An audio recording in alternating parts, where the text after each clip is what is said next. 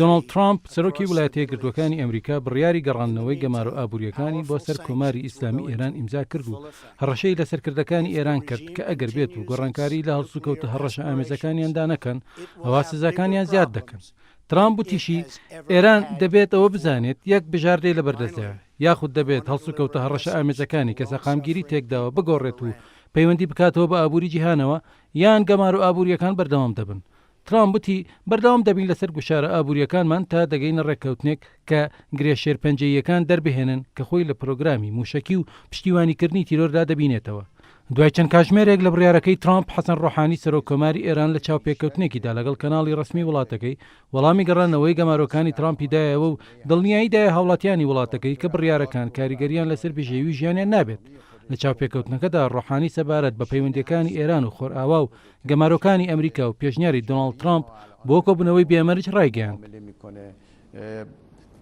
من در مذاکرات با مقامات چینی در همین سفری که ئەمریکا دەیەوێت جەنجێکی دەرونی دژبەگەلی ئێران بەرپا بکات.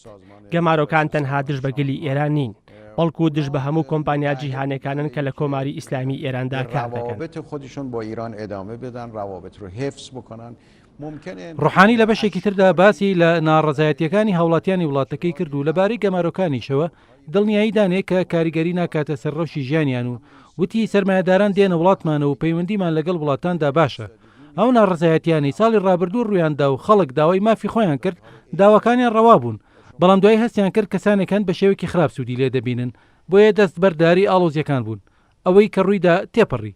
لەبارەی دڵنیاییشەوە بۆ گەلی ئێران حەسەن ڕۆحانی وتی بانکی ناوەندی ئێران ئامادەی هەیە و هیچ گرفتێکی نییە بۆ دابینکردنی پێداویستیە پزیشکی و کشتتوکاڵیەکان و دەتوانێت پێداویستی ناوخۆی وڵات دابین بکات. دەبێت هاوڵاتیان بزانن ئەوەی پێداویستی هاوڵاتیان و خۆراک بێت هیچ گرفتێکمان نابێت.